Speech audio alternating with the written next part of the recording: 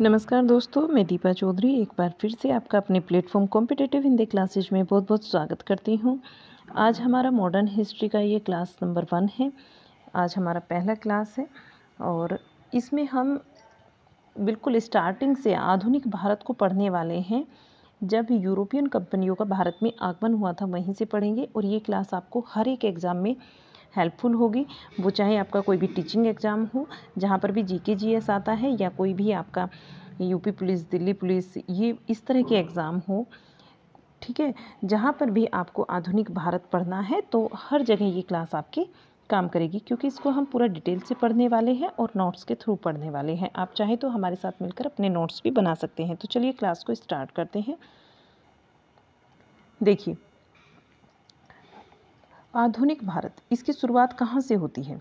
यूरोपीय शक्ति जब भारत में आई थी, उनका भारत में आगमन हुआ था यूरोपियन का, तब यहीं से इनकी शुरुआत मानी जाती है। और ये भारत में किस क्रम में आए थे तो इसको देख लेते हैं। सबसे पहले आते हैं पुर्तगाली। पुर्तगाली 1498 में भारत आते हैं और 1961 तक भारत में निवास करते हैं। सेकंड नंबर पर आते हैं डच। डच जिनको हम हॉलैंड वासी, नीदरलैंड वासी भी बोलते हैं, तो ये आते हैं। थर्ड नंबर पर ब्रिटिश आते हैं। फोर्थ नंबर पर डेनिश आते हैं आपके। और 5 नंबर पर आते हैं फ्रांस से, फ्रांसीसी जिनको हम बोलते हैं। ठीक है, ये आए क्यों भारत में? इनके भारत में आने का कारण क्या है? तो ये आए थे, और क्या ये स्टार्टिंग से ही, ये भी जानिए, क्या ये स्टार्टिंग से ही समुद्री मार्ग से आए हैं या ये कोई स्थल मार्ग भी था? ये भी तो जानना बहुत ज़रूरी है। तो देखिएगा, मैंने आपको समझाने के लिए इस तरीके से बनाया है इसको। तो देखिए, सबसे पहले जब यूरोपीय आते हैं भारत में आते हैं, तो वे क्यों आते हैं? वे मसाले के और वस्त्र के व्यापार के लिए आते हैं। और जब तक समुद्री मार्ग नहीं था तो वे कहाँ से आते थे? वे स्थल मार्ग से आते थे, यानी कोई ना कोई रास्ता था भारत आने का। ठीक है, स्थल मार्ग के द्वारा वे आते थे, समुद्री मार्ग से नहीं, स्थल मार्ग से आते थे और मसालों का व्यापार करते थे, वस्त्रों का व्यापार करते थे। लेकिन बीच में एक जगह पड़ती थी, इस मार्ग के बीच में एक जगह थी, ये मार्ग था वो, और ये जगह थी आपकी, जिसको आप कस्तुनतुनिया के नाम से, तुर्की के नाम से जानते हो। ये इस तुर्की पर अरबों ने अपना अधिकार कर लिया था 1453 में। जब 1453 में अरबों ने अपना अधिकार कर लिया तो इन्होंने स्थल मार्ग को बंद कर दिया। भारत आने वाले इस जो व्यापारिक मार्ग बनाया था, स्थल मार्ग था, व्यापार के लिए बनाया गया था, तो इस मार्ग को अरबों ने बंद कर दिया। अब व्यापार ख़त्म हो गया, व्यापार में बाधाएं आने लगी, व्यापार रुक गया। तो फिर क्या हुआ? एक नए समुद्री मार्ग की खोज की गई। भारत आने के लिए, भारत पहुंचने के लिए नए समुद्री मार्ग की खोज की गई। स्थल मार्ग तो बंद हो गया, तो लोगों ने सोचा कि हो सकता है समुद्र के द्वारा भारत पहुंचा जा सके। तो देखिएगा, नए मार्ग की जब खोज की गई तो एक व्यक्ति स्पेन से चला और एक व्यक्ति पुर्तगाल से चला। दोनों बातें याद रखेंगे। समुद्री मार्ग की खोज करने के लिए जो स्पेन से व्यक्ति चलता है, ये 1492 में चलता है। इसको आप लिख सकते हैं, 1492 में चलता है, और इनका नाम था कोलंबस। ये वेस्ट की तरफ चलते हैं। किसकी तरफ चलते हैं? वेस्ट की तरफ चलते हैं, और ये एक ऐसे स्थान पर पहुंचते हैं जहां इनको मसाले मिलते हैं। वेस्ट की तरफ चलते हैं और चलते चलते इनको एक ऐसे स्थान पर पहुंच गए जहां इनको मसाले मिलते हैं, और वे कहाँ पहुँचे? वेस्ट इंडीज पहुँच गए। ठीक है, इन्होंने वेस्ट इंडीज इसको नाम दिया, और यानी अमेरिका की खोज की थी इन्होंने, कोलंबस ने। ध्यान दीजिए, अमेरिका की जो खोज की थी वो कोलंबस ने की थी, और इसको क्या नाम दिया था? एक न्यू वर्ल्ड का नाम दिया था। ठीक है, नई दुनिया के नाम से जाना था। फिर बात करते हैं पुर्तगाल की। पुर्तगाल से चलते हैं 1498 में वास्को डी गामा। ये ईस्ट की तरफ चले। जो कोलंबस था ये वेस्ट की तरफ चला था, 1492 में चला था, और ईस्ट की तरफ कौन चला? ईस्ट की तरफ चले हैं वास्को डी गामा, जो कि ईस्ट की तरफ चले और भारत पहुंचते हैं। ठीक है, आगे चलते हैं, बात करते हैं पुर्तगाल की। तो यहाँ से हमारी स्टार्टिंग हो जाती है। ये तो आपको एक खाका था जो तैयार कराया गया कि भाई क्या हुआ, कैसे हुआ, क्यों समुद्री मार्ग की खोज हुई। ठीक है, अब इसके बारे में डिटेल में जानकारी लेते हैं यहाँ से। देखिए, पुर्तगाल को हम सबसे पहले पढ़ते हैं। सबसे पहले भारत आने वाले और सबसे अंत में भारत से जाने वाले जो यूरोपियन थे वे पुर्तगाली थे। कौन थे? पुर्तगाली। 1488 की बात करते हैं तो पुर्तगाल से एक व्यक्ति आता है, बार्थोलोम्यू डियास के नाम से जाना जाता था, जिसको ये भारत के लिए समुद्री मार्ग की खोज करने निकला था। ठीक है। और यह कहाँ पहुँचा? ये Cape of Good Hope Africa में पहुँच गया। देखिए मैंने यहाँ चार्ट से भी आपको समझाने की कोशिश की है, तो इसको ध्यान से समझिए।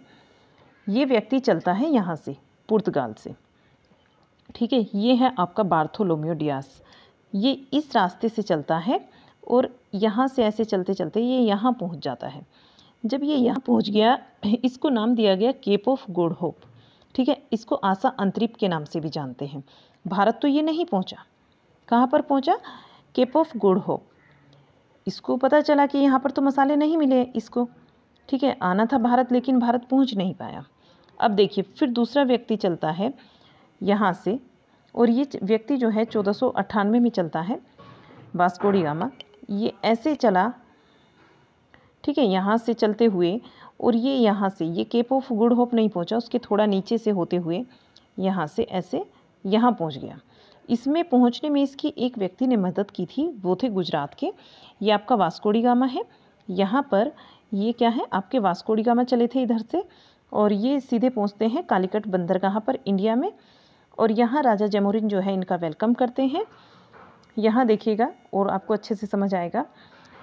वास्को डी गामा 1498 में भारत के लिए भारत की इन्होंने समुद्री मार्ग की खोज की थी 1498 में वास्को डी गामा जी ने। और इनकी जो सहायता की थी एक गुजराती व्यक्ति थे अब्दुल, इन्होंने इनकी सहायता की थी। सर्वप्रथम पश्चिमी तट पर कालीकट नामक स्थान पर ये पहुंचते हैं, जहां राजा जमोरिन ने इनका स्वागत किया। और देखिए मसाले के व्यापार के लिए ये भारत आए, ठीक है।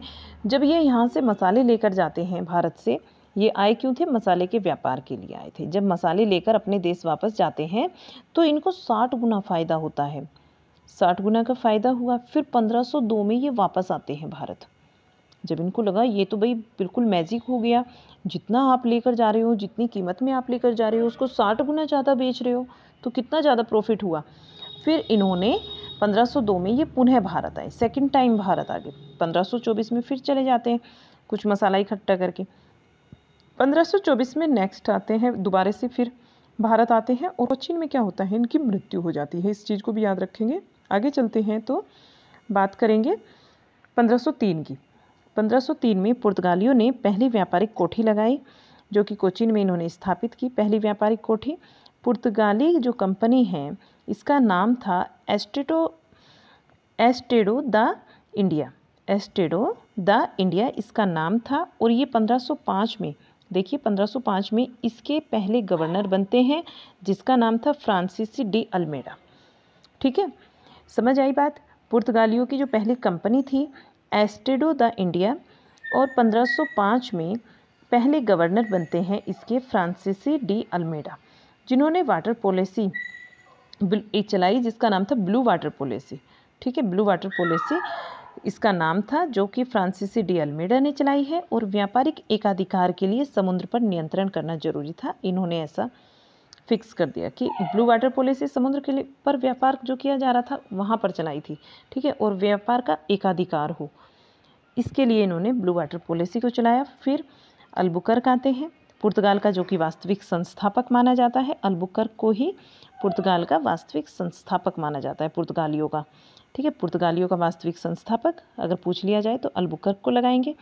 इन्होंने कुछ काम किया, देख लेते हैं कौन कौन से काम किए इन्होंने। यहाँ देखिए 1510 में गोवा पर इन्होंने अधिकार कर लिया। 1510 में गोवा पर अधिकार कर लिया इन्होंने। भारतीयों के साथ वैवाहिक संबंध पर इन्होंने जोर दिया। और एक और किया इन्होंने, जो मलक्का की संधि थी और हारमुल की जल संधि थी, इस पर अधिकार किया। ठीक है, हारमुल जल संधि, इस पर इन्होंने अधिकार किया। समुद्र के प्रवेश द्वार पर अधिकार कर लिया। ठीक है, जो रास्ता ढूंढा गया था भारत में व्यापार का, तो उस पर भी इन्होंने क्या किया, अधिकार कर लिया। अब 1530 में बात करते हैं नीनोडी कुन्हा की। ये नए गवर्नर बने। नीनोडी कुन्हा जो हैं ये नए गवर्नर बनते हैं, और राजधानी को इन्होंने कोचीन से गोवा स्थानांतरित कर दिया। एक ये चीज़ नोट करके रखेंगे कि पुर्तगालियों ने चटगांव बंदरगाह को महान बंदरगाह कहा है। कैसा बंदरगाह कहा है? महान बंदरगाह कहा है। और पुर्तगालियों की देन क्या क्या है, इसको भी नोट कर लेते हैं, यहाँ से क्वेश्चन बन जाते हैं कई बार। देखिए, फर्स्ट है तंबाकू, अफीम और आलू। इनकी तो इन्होंने खेती करना सिखाया था।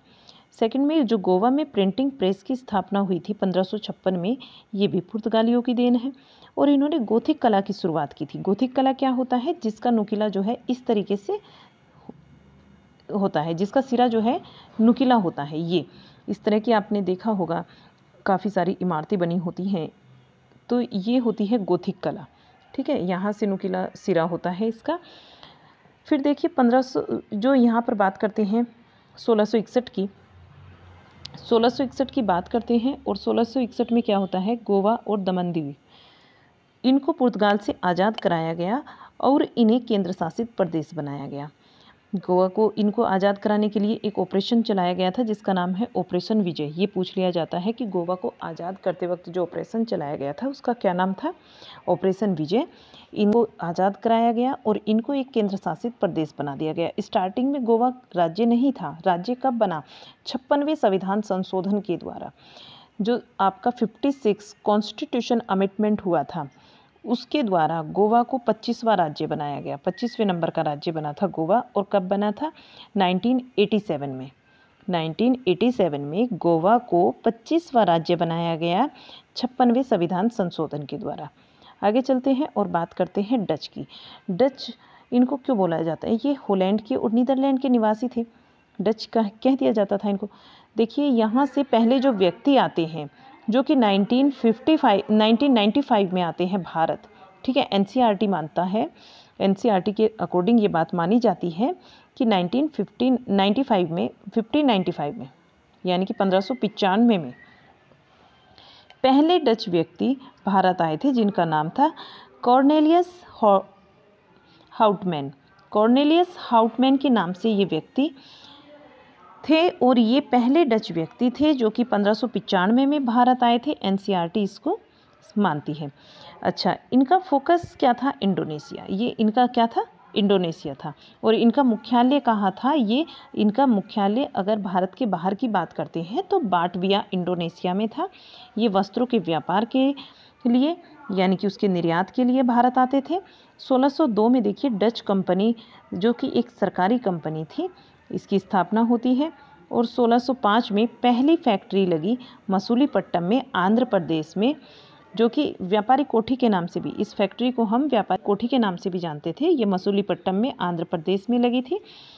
फिर देखिए बंगाल में चिनसुरा नामक स्थान पर गुस्ताबुस किला बनाया गया। एक गुस्ताबुस किला बनाया गया। कहाँ पर बनाया गया? चिनसुरा में बनाया गया। चिनसुरा नामक स्थान पर जो कि बंगाल में है, वहाँ ये किला बनाया जाता है।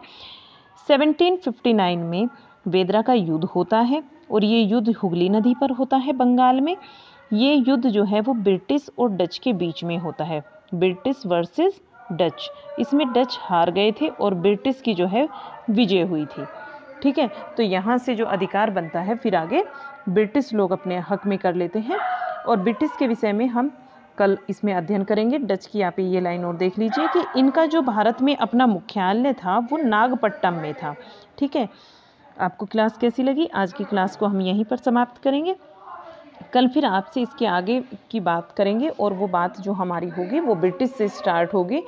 31 दिसंबर 1600 से जब महारानी एलिजाबेथ आती है ईस्ट इंडिया कंपनी को भारत के साथ व्यापार के लिए, उन्होंने समुद्री मार्ग पर जब एकाधिकार करा दिया था और 15 साल के लिए एकाधिकार दिया था, तो तब से हम आगे अपनी बात को स्टार्ट करेंगे।